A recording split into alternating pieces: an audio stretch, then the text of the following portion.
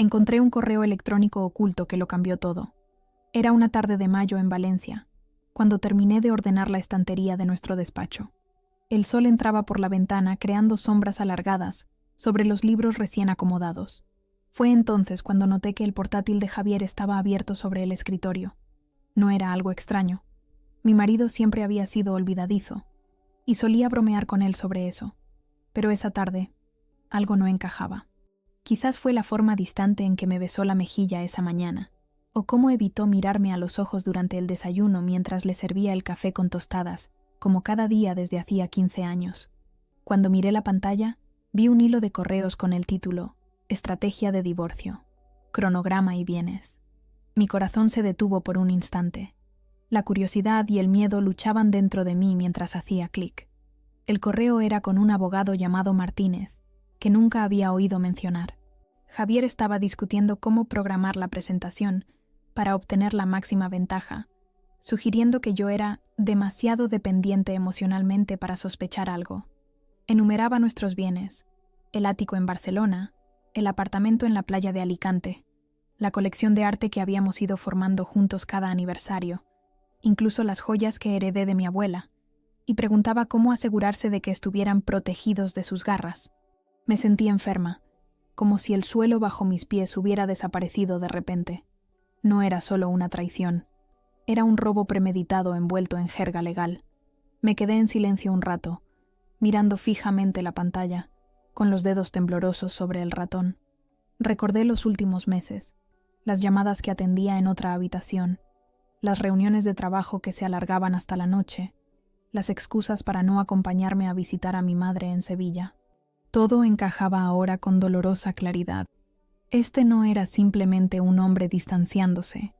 Era alguien planeando desmantelar mi vida mientras yo aún le preparaba su plato favorito de paella los domingos. Respiré hondo y me obligué a leer cada palabra de aquellos correos. Había más de 20 mensajes intercambiados durante las últimas semanas. Descubrí que Javier había estado consultando con el abogado desde hacía casi 3 meses. En uno de los correos mencionaba que quería acabar con esto antes del verano para poder empezar de nuevo en septiembre. En otro, hablaba de cómo había estado documentando supuestos gastos excesivos por mi parte, cuando la realidad era que cada euro que gastaba quedaba registrado en nuestra cuenta compartida y siempre había sido extremadamente cuidadosa con nuestras finanzas. Lo que más me dolió fue leer cómo se refería a nuestros 15 años juntos como tiempo perdido, y a mí como un obstáculo para su crecimiento personal. Las lágrimas comenzaron a caer sobre mis mejillas mientras recordaba cómo lo había apoyado cuando decidió dejar su trabajo en el banco para abrir su propia consultoría, cómo había pasado noches en vela ayudándole a preparar presentaciones, cómo había sacrificado mi propio deseo de tener hijos porque él nunca estaba preparado. Escuché el sonido de su coche en la entrada. Rápidamente cerré el correo y dejé todo exactamente como estaba. Sequé mis lágrimas y me dirigí a la cocina. Mientras cortaba tomates para la ensalada, mi mente trabajaba a toda velocidad. La rabia, el dolor, la traición, todo se mezclaba en un torbellino de emociones. Pero algo estaba claro. No iba a permitir que me destruyera. No después de todo lo que habíamos construido juntos. No después de todo lo que había sacrificado. Esa noche, mientras cenábamos, observé cada uno de sus gestos. La forma en que evitaba hablar del futuro, cómo mencionaba un viaje de negocios para la próxima semana, la manera en que revisaba su teléfono constantemente. Todo tenía un nuevo significado ahora. Él hablaba de sus clientes, de la reunión que había tenido con inversores, mientras yo asentía y sonreía, interpretando el papel de la esposa atenta que él esperaba. ¿Te pasa algo, Carmen?, me preguntó de repente, frunciendo el ceño. Estás muy callada. Solo estoy cansada, respondí con una sonrisa que no llegó a mis ojos. Ha sido un día largo en la inmobiliaria. Él asintió, claramente aliviado de no tener que indagar más. Deberías descansar. No te preocupes por recoger. Yo lo haré. Su falsa consideración me revolvió el estómago. Mientras subía las escaleras hacia nuestra habitación, tomé una decisión. No iba a confrontarlo en un arrebato de ira. No iba a darle esa satisfacción. No iba a convertirme en la mujer histérica que probablemente esperaba que fuera. En lugar de eso, iba a esperar, iba a planear, y me aseguraría de que nunca viera venir lo que le esperaba. Esa noche apenas dormí. Las palabras de aquellos correos se repetían en mi mente una y otra vez. Pensé en nuestra historia juntos, en cómo nos habíamos conocido en la universidad, en nuestra boda en aquella pequeña iglesia de Toledo, en los viajes, en los momentos difíciles que habíamos superado juntos. O eso creía yo. Me pregunté cuándo había cambiado todo, cuándo había dejado de amarme, o si alguna vez lo había hecho realmente. Al amanecer, mientras lo observaba dormir plácidamente a mi lado, como si no estuviera planeando destruirme, tomé una decisión firme. No sería su víctima. No sería un daño colateral en su camino hacia una nueva vida. Yo también tenía derecho a protegerme, a luchar por lo que era mío, por lo que habíamos construido juntos. Recordé a Elena, mi amiga de la Facultad de Derecho que ahora tenía su propio bufete en Madrid. Ella me había ayudado cuando abrí mi pequeña agencia inmobiliaria hace años. Si había alguien que podía guiarme en este momento, era ella. Decidí que la llamaría esa misma mañana, en cuanto Javier saliera hacia su oficina. Necesitaba actuar rápido, pero con inteligencia. Esta era una batalla que no podía permitirme perder. Llamé a mi abogada y reescribí las reglas del juego. Esperé hasta que Javier salió al día siguiente, con su maletín de cuero italiano y su sonrisa falsa. «Volveré tarde. No me esperes para cenar», me dijo antes de besarme distraídamente en la frente. Asentí, fingiendo normalidad, aunque por dentro me consumía una mezcla de rabia y determinación. En cuanto escuché el motor de su Audi alejándose, tomé mi teléfono y llamé a Elena. Su secretaria me dijo que estaba en una reunión, pero insistí en que era urgente. 5 minutos después, la voz familiar de mi amiga sonaba al otro lado de la línea. «Carmen, ¿qué pasa?» «Marisa dice que suenas alterada. Necesito verte hoy mismo, Elena. Es sobre Javier». Hubo un silencio breve. «Te espero en mi despacho a las 11. Cancelo lo que tenga».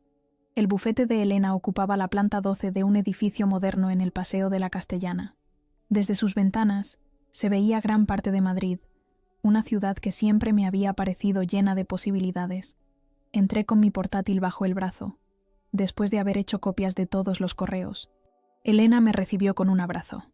Los años apenas habían cambiado su rostro, aunque ahora llevaba el pelo más corto y su traje de chaqueta gris indicaba la seriedad con la que se tomaba su profesión. Nos conocíamos desde que compartimos apuntes en Derecho Civil, antes de que yo decidiera cambiar a empresariales tras el primer año. «Cuéntame qué ocurre», dijo, señalándome un sillón de cuero frente a su escritorio. Le mostré los correos, observando cómo su expresión pasaba de la sorpresa a la indignación. Cuando llegó al que mencionaba la estrategia para ocultar bienes, sus ojos se entrecerraron. «Esto es grave, Carmen. No solo está planeando dejarte, sino que está preparando un fraude patrimonial en toda regla». «¿Qué puedo hacer?», pregunté, sintiendo un nudo en la garganta. «Todo está a nuestro nombre. Hemos construido esto juntos durante 15 años». Elena se levantó y caminó hacia la ventana, pensativa. «Tenemos que actuar rápido», dijo finalmente. «Si él está presentando los papeles, probablemente ya esté tomando medidas. No podemos esperar». Durante las siguientes 2 horas, elaboramos un plan. Elena llamó a un notario amigo suyo, a un gestor y a un asesor financiero de su confianza. Yo le proporcioné todos los datos sobre nuestras propiedades, cuentas bancarias y activos. «Lo primero es crear un fideicomiso», explicó Elena. «Moveremos allí tus bienes personales, la herencia de tu abuela, tus acciones en la inmobiliaria, las joyas familiares. Son tuyas por derecho propio, anteriores al matrimonio, y Javier no puede reclamarlas». «Pero, ¿y el resto?», pregunté. «El ático lo compramos juntos, igual que la casa de Alicante. Ahí es donde tenemos que ser creativas», respondió con una sonrisa que recordaba a nuestros días de estudiantes cuando planeábamos cómo aprobar procesal. «El apartamento de Alicante está hipotecado principalmente con tu dinero. Tenemos pruebas de que las cuotas salen de la cuenta donde ingresas tus comisiones. Podemos argumentar que es mayoritariamente tuyo. Pasamos el resto de la mañana y parte de la tarde reconstruyendo el mapa de nuestras finanzas. Descubrimos que Javier había estado transfiriendo pequeñas cantidades a una cuenta que yo desconocía durante los últimos 6 meses. Elena lo documentó todo meticulosamente. Esto nos da una ventaja moral y legal, explicó. Está ocultando bienes comunes, lo que cualquier juez verá con muy malos ojos. Al final del día, teníamos un plan completo. Se creó un fideicomiso a mi nombre y comenzamos a transferir todos los bienes que legítimamente podíamos bajo su amparo. La casa de Alicante, mi parte del ático en Barcelona, los cuadros que yo había seleccionado y pagado, y mis acciones en la inmobiliaria que había construido desde cero.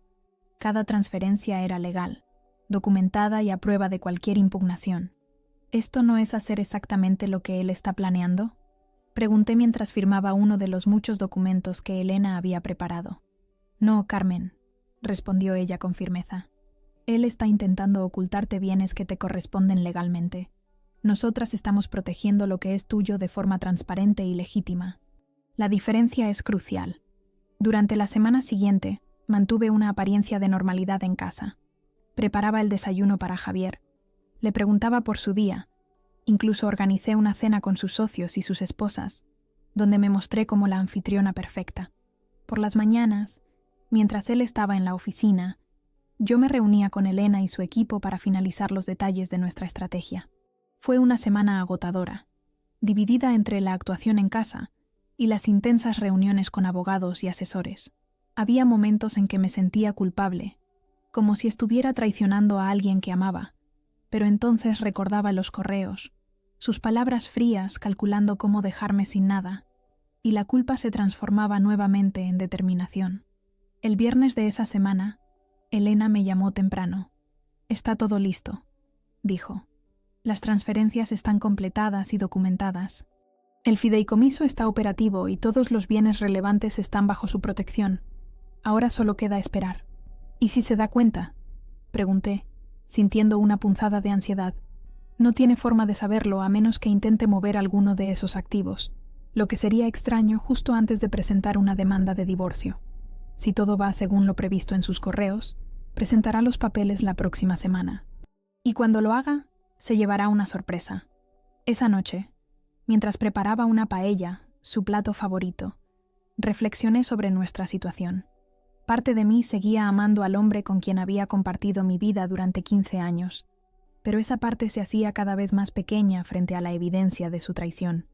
No era solo el divorcio lo que dolía, sino la forma calculada, fría, casi cruel con la que había planeado destruir todo lo que habíamos construido juntos. Javier llegó tarde, como siempre últimamente. Se sorprendió al ver la mesa puesta con velas y su plato favorito. «¿A qué se debe esto?», preguntó con una sonrisa que no llegaba a sus ojos. «Pensé que merecíamos una noche especial», respondí, sirviéndole una copa de Rioja. «Has estado tan ocupado últimamente». Durante la cena, hablamos de temas superficiales. Él mencionó un nuevo proyecto que su consultoría había conseguido. Yo le conté sobre una propiedad interesante que había listado en mi agencia. Por momentos, parecíamos la pareja de siempre, y me pregunté si todo lo que había descubierto no sería una terrible equivocación. Pero entonces lo sorprendí mirando su reloj con impaciencia, y recordé los correos, las palabras crueles, los planes a mis espaldas. «¿Esperas alguna llamada?», pregunté inocentemente. «No, es solo que estoy cansado. Ha sido una semana intensa». «Entiendo», dije sonriendo. «Terminemos el postre y vamos a descansar». Esa noche, acostada a su lado mientras fingía dormir, una extraña calma me invadió. Ya no sentía el pánico inicial, ni siquiera la rabia que me había consumido durante días. Ahora era acero por dentro. No iba a permitir que el hombre que una vez adoré me redujera a una estadística en una batalla judicial. Había construido una vida, y la protegería de él. Me entregó los papeles con una sonrisa. Exactamente 7 días después, tal como si estuviera siguiendo al pie de la letra su calendario secreto, Javier llegó a casa después del trabajo con una sonrisa forzada. Llevaba un sobre manila grueso en las manos y una expresión que intentaba parecer compasiva, pero que solo lograba verse condescendiente. Yo estaba preparando gazpacho en la cocina, con la radio de fondo tocando una canción de Alejandro Sanz. «Carmen, tenemos que hablar», dijo, apagando la radio con un gesto que me pareció innecesariamente dominante. Me sequé las manos en el delantal y me giré hacia él con una expresión neutra. Había ensayado este momento mentalmente durante toda la semana. «¿Qué pasa, Javi?», pregunté, usando deliberadamente el diminutivo que sabía que ya no le gustaba. Se sentó en uno de los taburetes de la isla de la cocina y me indicó que hiciera lo mismo. Su gesto teatral me habría hecho reír en otras circunstancias. «He estado pensando mucho últimamente», comenzó, con ese tono pausado que utilizaba con sus clientes cuando les explicaba conceptos complejos. «Sobre nosotros, sobre nuestra relación, sobre hacia dónde vamos». Asentí, sin decir nada, dejando que continuara con su discurso obviamente preparado. «Creo que hemos llegado a un punto en el que ya no crecemos juntos», continuó. «Tenemos diferentes expectativas, diferentes metas, y creo que es mejor para ambos que tomemos caminos separados antes de que comencemos a herirnos mutuamente». «¿Me estás dejando?», pregunté, manteniendo mi voz firme a pesar del nudo en la garganta. Una cosa era esperarlo, y otra muy distinta era escucharlo de sus labios. «No lo veas así», respondió extendiendo su mano para tocar la mía. La retiré instintivamente. «Es más bien darnos espacio para crecer individualmente. Después de 15 años», dije, no como una pregunta, sino como una constatación. Suspiró, como si mi respuesta fuera exactamente lo que esperaba. Luego empujó el sobre hacia mí. «Hagamos esto fácil», dijo suavemente, como si me estuviera haciendo un favor. «He preparado todo para que sea lo menos doloroso posible». Tomé el sobre sin inmutarme y lo abrí lentamente. Divorcio, diferencias irreconciliables, solicitudes de propiedad conjunta de bienes, una propuesta para la pensión compensatoria. Todo exactamente como había visto en los correos. Levanté la mirada hacia él y sonreí. «Por supuesto», dije suavemente. «Si eso es lo que quieres». Parpadeó. Claramente no esperaba cooperación, pero pude ver la satisfacción creciendo detrás de sus ojos. Pensaba que había ganado. Pensaba que yo era demasiado frágil para luchar, o demasiado ingenua para saber hasta qué punto había actuado a mis espaldas. «Me alegra que lo entiendas», dijo, relajándose visiblemente. «Siempre te he admirado por tu madurez emocional». «¿Qué pasará con la casa?», pregunté, hojeando los documentos como si los estuviera viendo por primera vez. «Bueno, como puedes ver en la propuesta, sugiero que la vendamos y dividamos las ganancias. Es lo más justo». «¿Y Alicante?». «Eso es más complicado», respondió, adoptando nuevamente su tono profesional. «Técnicamente está a nombre de ambos, pero considerando mi mayor aportación económica».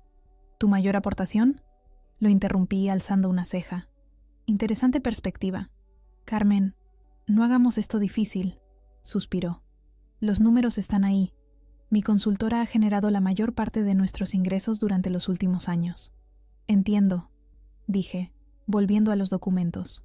«¿Y la colección de arte? ¿Los muebles de diseño? ¿Mi herencia?» «Todo está detallado en el acuerdo», respondió, señalando una página específica. «He sido más que generoso, créeme. Muchos abogados habrían sugerido un enfoque más agresivo». Casi me río en su cara al escuchar esa palabra. Agresivo. Como si su plan secreto para despojarme de todo no fuera la definición misma de agresividad. «¿Cuánto tiempo tengo para revisar esto?», pregunté. «Mi abogado sugiere que lo hagamos lo antes posible. Quizás podrías consultar con alguien esta semana y firmar antes del viernes. No hay necesidad de alargar lo inevitable». «Por supuesto», respondí. «Lo revisaré con un abogado y te daré mi respuesta». «Excelente», sonrió, como si acabáramos de cerrar un trato empresarial. «Y Carmen, quiero que sepas que esto no tiene por qué ser hostil. Podemos seguir siendo amigos». La falsedad de sus palabras me revolvió el estómago. Después de planear cómo despojarme de todo lo que me correspondía, después de describirme como emocionalmente dependiente en esos correos, ahora pretendía ofrecerme su amistad como si fuera un regalo. «Claro», dije. «Amigos». Se levantó, visiblemente aliviado por mi aparente docilidad. «Voy a recoger algunas cosas. Creo que será mejor que me quede en el estudio durante unos días, hasta que... bueno, hasta que formalicemos todo». «Como prefieras», respondí, volviendo a mi gazpacho como si la conversación que acababa de cambiar mi vida no mereciera más atención que el punto exacto de sal en la sopa. Lo observé subir las escaleras hacia nuestro dormitorio. Escuché cómo abría y cerraba cajones, el sonido de la maleta sobre la cama, sus pasos por el pasillo. Cada sonido marcaba el final de algo que una vez había sido hermoso, o que al menos yo había creído que lo era. Cuando bajó con una maleta y su portátil, me encontró todavía en la cocina, terminando de preparar la cena como si nada hubiera cambiado. ¿Necesitas ayuda con eso?, pregunté, señalando la maleta. No, estoy bien, respondió, sorprendido por mi ofrecimiento. He dejado algunas cosas en el armario. Volveré por ellas otro día si no te importa. Cuando quieras. Esta sigue siendo tu casa, por ahora. Me miró, intentando descifrar el significado detrás de mis palabras, pero mi expresión se mantuvo neutral. Finalmente, se acercó y me besó en la mejilla, un gesto que ahora me parecía tan vacío como sus promesas de matrimonio. Te llamaré mañana, dijo antes de dirigirse a la puerta. Estaré esperando, respondí, sin apartar la vista del gazpacho que removía metódicamente. Cuando la puerta se cerró tras él, dejé caer la cuchara y me apoyé contra la encimera, respirando profundamente. El silencio de la casa me envolvió como una manta pesada. Durante un momento, sentí que las piernas me fallarían. 15 años de mi vida acababan de salir por esa puerta, llevándose con ellos sueños, promesas y planes que nunca se realizarían. Pero no me permití llorar. No había tiempo para lágrimas. En lugar de eso, tomé mi teléfono y llamé a Elena. «Acaba de suceder», dije en cuanto respondió. Me entregó los papeles del divorcio. «¿Exactamente como lo planeó en los correos?», preguntó. «Al pie de la letra». Incluso usó algunas de las mismas frases. «¿Y cómo estás?». Esa pregunta, tan simple, tan cargada de preocupación genuina, casi rompió mi compostura. «Estoy aguantando», respondí con sinceridad. «Es extraño, Elena. Parte de mí está destrozada y otra parte se siente casi aliviada, como si por fin pudiera dejar de fingir que todo está bien». «Es normal», dijo con suavidad. «Has estado viviendo con un traidor bajo tu mismo techo. Eso desgasta el alma». «¿Qué hago ahora?», pregunté, mirando los papeles esparcidos sobre la mesa. «Ahora esperamos», respondió. «Él cree que tiene la sartén por el mango. Dejemos que lo siga creyendo un poco más. Mañana, cuando intente acceder a algunos de los activos para iniciar el proceso de división, se llevará la primera sorpresa. Mientras tanto, descansa. Has sido muy valiente, Carmen, pero también necesitas cuidarte». Después de colgar, me serví una copa de vino y salí al pequeño balcón de nuestro ático. Madrid se extendía ante mí, un mar de luces bajo un cielo estrellado. En algún lugar de esa ciudad, Javier probablemente estaría celebrando lo que consideraba una victoria sobre mí. El juego estaba en marcha, y él ni siquiera sabía que ya había perdido. Su pánico comenzó con una llamada de su abogado. 3 días después de entregarme los papeles del divorcio, Javier vino a recoger más ropa. Yo estaba trabajando desde casa, revisando unos contratos de alquiler para un local comercial en el barrio de Salamanca. Lo escuché entrar con sus propias llaves y subir directamente al dormitorio sin saludarme. Continué con mi trabajo, fingiendo que su presencia no alteraba mi concentración. Media hora más tarde, mientras preparaba un café en la cocina, su teléfono sonó. Estaba a pocos metros de mí, revisando algo en su tableta en el salón. Vi cómo miraba la pantalla con el ceño fruncido antes de contestar. «Martínez, ¿qué pasa?», dijo, levantándose para alejarse hacia el pasillo, pero aún podía escucharlo.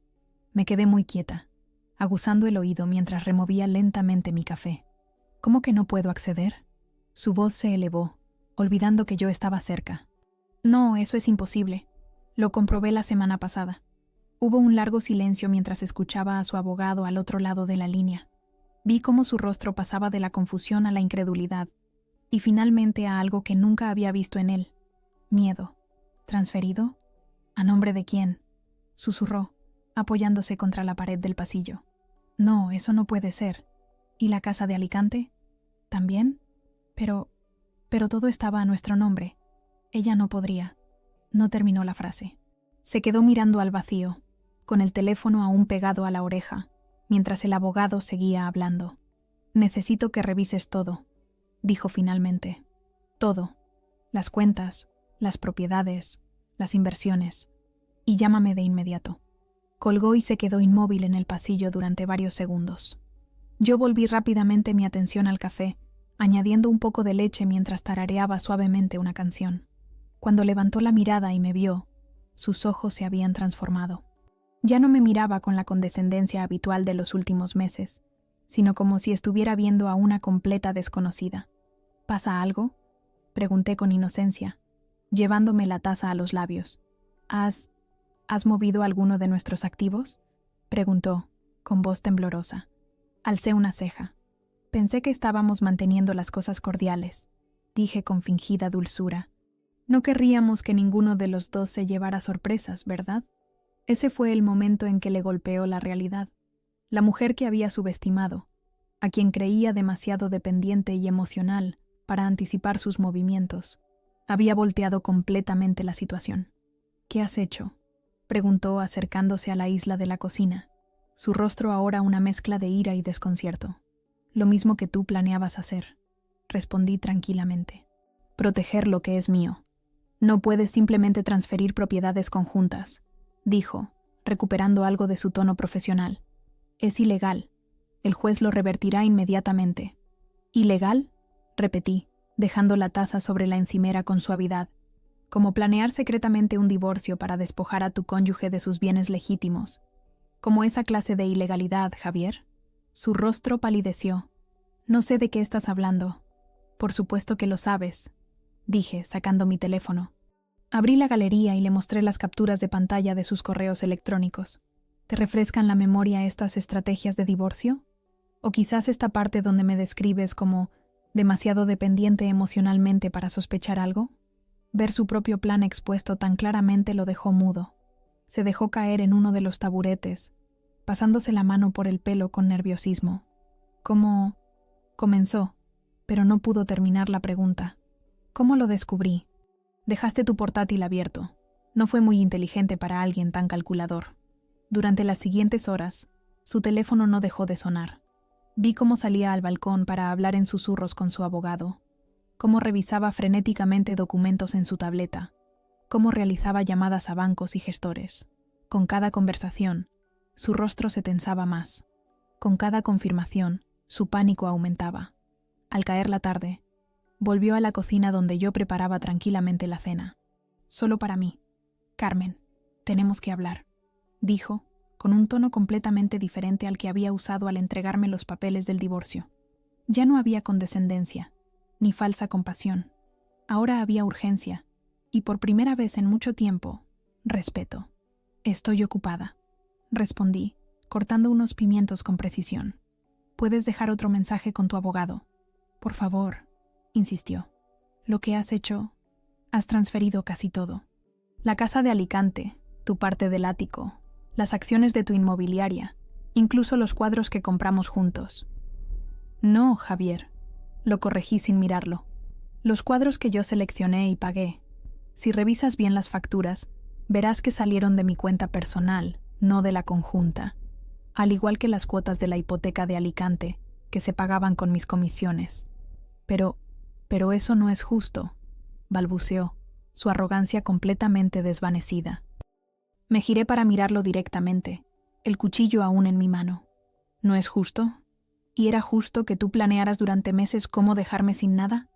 ¿Era justo que describieras nuestros 15 años juntos como tiempo perdido? ¿Era justa tu estrategia de divorcio para asegurarte de que tus bienes estuvieran protegidos de mis garras? Se quedó en silencio, incapaz de sostenerme la mirada. Finalmente murmuró. No pensaba realmente todas esas cosas. Estaba enfadado, confundido. Ahórratelo. Lo corté. Tus excusas no significan nada ahora. Lo que hice fue completamente legal. Cada transferencia está documentada y justificada. Tu abogado puede comprobarlo. Pero tiene que haber una forma de solucionar esto, dijo, casi suplicante. Podemos sentarnos y negociar como adultos. Ya es tarde para eso, respondí, volviendo a mis pimientos. Deberías haberlo pensado antes de intentar destruirme mientras dormías en la misma cama que yo. Esa noche, Javier apenas habló. Lo vi pasearse por la casa, haciendo llamadas en voz baja, buscando desesperadamente alguna forma de revertir la situación. Pero no había ninguna. Cada transferencia era completamente legal, documentada y fechada antes de que él presentara la demanda de divorcio. Había actuado rápidamente, con inteligencia, y ahora él se enfrentaba a las consecuencias de su propia traición. Cuando finalmente se marchó, cerca de medianoche, con más ropa y algunos objetos personales, me miró desde la puerta con una expresión que nunca olvidaré, una mezcla de respeto tardío y arrepentimiento inútil. «Esto no ha terminado», dijo, en un último intento por mantener algún control sobre la situación. «Te equivocas», respondí tranquilamente. «Esto terminó el día que decidiste traicionarme». Cerré la puerta tras él y por primera vez en semanas me permití sonreír. No era una sonrisa de felicidad, todavía había demasiado dolor para eso, sino de satisfacción, la sensación de haber recuperado algo de control sobre mi vida, de haber defendido lo que era mío por derecho. Y mientras caminaba por el apartamento que pronto sería solo mío, tocando los objetos que habíamos acumulado durante años, sentí como una nueva versión de mí misma empezaba a emerger de las cenizas de nuestro matrimonio, una versión más fuerte, más sabia y, sobre todo, libre. Me rogó que habláramos, pero ya era demasiado tarde. Una semana después de aquel día en que Javier descubrió que había protegido mis bienes, recibí un mensaje suyo pidiéndome que nos viéramos. «Necesitamos hablar en persona. Es importante», decía el texto. Estuve tentada de ignorarlo, pero Elena me aconsejó mantener siempre una comunicación clara y documentada durante todo el proceso. «Responde brevemente y sugiere un lugar público», me dijo. «Nunca se sabe cómo puede reaccionar alguien cuando se siente acorralado». Acordamos vernos en una cafetería cerca de la Plaza Mayor, un lugar turístico donde difícilmente podría montar una escena. Llegué 10 minutos tarde deliberadamente, una pequeña rebelión contra años de puntualidad escrupulosa para adaptarme a sus horarios. Él ya estaba allí, sentado en una mesa al fondo, con aspecto demacrado.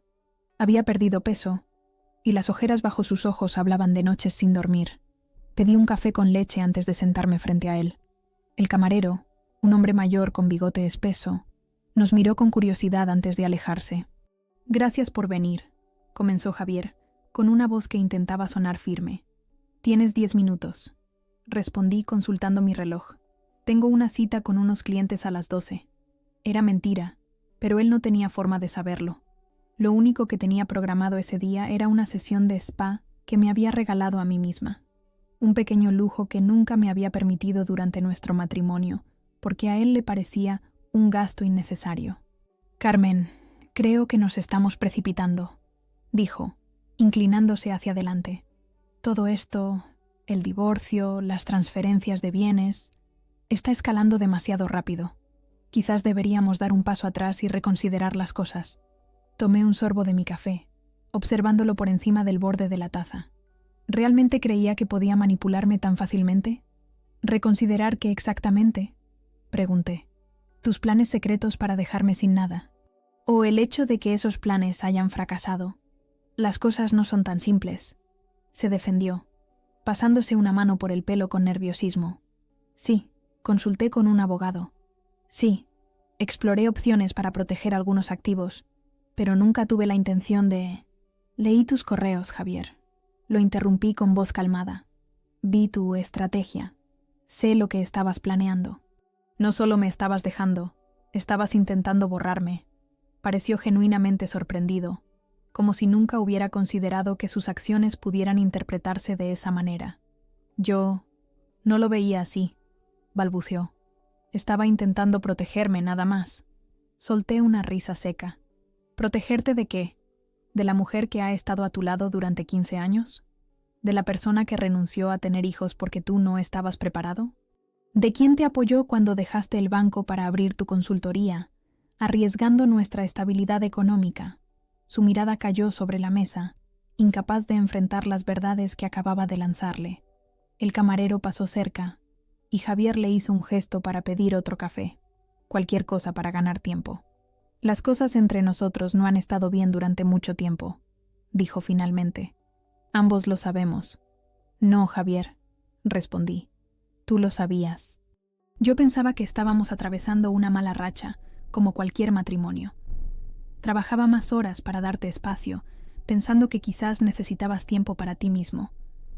Te preguntaba si querías que fuéramos a terapia y siempre tenías una excusa. Mientras tanto, tú ya habías decidido que nuestro matrimonio había terminado, pero seguías durmiendo en mi cama, compartiendo mi mesa, dejando que yo siguiera invirtiendo emocionalmente en algo que tú ya habías descartado. Sus ojos se llenaron de una emoción que no pude identificar. ¿Culpa? ¿Vergüenza? ¿O simplemente frustración por haber sido descubierto? No fue tan calculado, se defendió. Las cosas se fueron dando así, y cuando finalmente tomé la decisión, quise hacerlo de la forma menos dolorosa posible. La forma menos dolorosa, repetí, sintiendo cómo la rabia que había mantenido bajo control comenzaba a bullir, planeando a mis espaldas cómo quitarme todo lo que habíamos construido juntos, describiendo en correos electrónicos cómo era demasiado dependiente emocionalmente para darme cuenta. ¿Esa es tu definición de menos dolorosa? Un silencio incómodo cayó sobre nosotros. En las mesas cercanas, algunos turistas charlaban animadamente, ajenos al drama que se desarrollaba a pocos metros. Una pareja de ancianos nos miró con curiosidad al notar la tensión. Cometí errores, admitió finalmente. Pero podemos arreglar esto. Podemos sentarnos con nuestros abogados y llegar a un acuerdo justo. No necesitamos que esto se convierta en una guerra. Sonreí, pero la sonrisa no llegó a mis ojos. Ya es demasiado tarde para eso. Tú declaraste la guerra cuando decidiste traicionarme mientras compartíamos techo. Lo único que hice fue defenderme. Carmen, por favor. Su voz se quebró ligeramente. Hemos estado juntos 15 años. No tiremos todo por la borda por un malentendido. ¿Un malentendido? Repetí, incrédula. ¿Así es como llamas a planear durante meses cómo dejarme sin nada? No era exactamente así, insistió. Mi abogado sugirió algunas estrategias estándar, cosas que se hacen en todos los divorcios. Quizás me dejé llevar, pero nunca tuve la intención de hacerte daño. Lo miré fijamente, buscando en sus ojos algún rastro del hombre que una vez amé, del hombre con quien había planeado envejecer. Pero solo vi a un extraño, alguien calculador y egoísta que ahora intentaba desesperadamente recuperar el control. ¿Sabes qué es lo más triste, Javier?, dije después de un momento. Que si hubieras sido honesto desde el principio, si hubieras venido a mí y me hubieras dicho que ya no eras feliz, que querías terminar nuestro matrimonio, habría sido doloroso, pero lo habría aceptado. Habríamos podido separarnos con dignidad, dividiendo justamente lo que construimos juntos. Pero elegiste la traición, y eso es algo que nunca podré perdonar. Se quedó en silencio, sin argumentos para defenderse. Finalmente, sacó un sobre de su chaqueta y lo puso sobre la mesa. Mi abogado ha preparado una nueva propuesta, dijo. Es mucho más equitativa. Por favor, al menos considérala. Miré el sobre sin tocarlo. Envíasela a Elena. Ella la revisará. ¿No podemos hablar directamente tú y yo, sin abogados de por medio? Ese privilegio lo perdiste cuando decidiste consultar con un abogado antes de hablar conmigo sobre nuestro matrimonio, respondí, recogiendo mi bolso. Dejé un billete sobre la mesa para pagar mi café. Mi tiempo se acabó. Si tienes algo más que decir, comunícate a través de Elena. Me levanté, pero antes de irme, añadí, una última cosa, Javier. Durante todos estos años, siempre me hiciste sentir que era yo quien no estaba a tu altura, que eras tú quien me hacía un favor al estar conmigo. Ahora veo con claridad que era exactamente al revés. Salí de la cafetería sin mirar atrás, sintiendo el peso de su mirada sobre mí. El sol de Madrid me recibió en la plaza, cálido y brillante, como una promesa de días mejores. Mientras caminaba entre turistas y locales, respirando el aire de una ciudad que de pronto parecía nueva y llena de posibilidades, sentí cómo las últimas cadenas de un matrimonio basado en mentiras se rompían definitivamente. Ya no era la mujer insegura que necesitaba la validación de su marido. Ya no era la esposa que agachaba la cabeza para mantener la paz. Era Carmen Vega, una mujer que había enfrentado la traición con inteligencia y dignidad, y que ahora caminaba hacia un futuro que, por primera vez en mucho tiempo, le pertenecía únicamente a ella.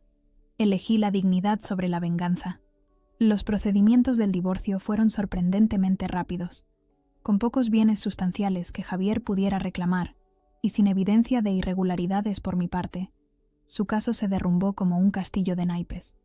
Elena y yo salimos del juzgado de Plaza de Castilla, con la cabeza en alto, mientras él apenas levantaba la mirada desde su asiento.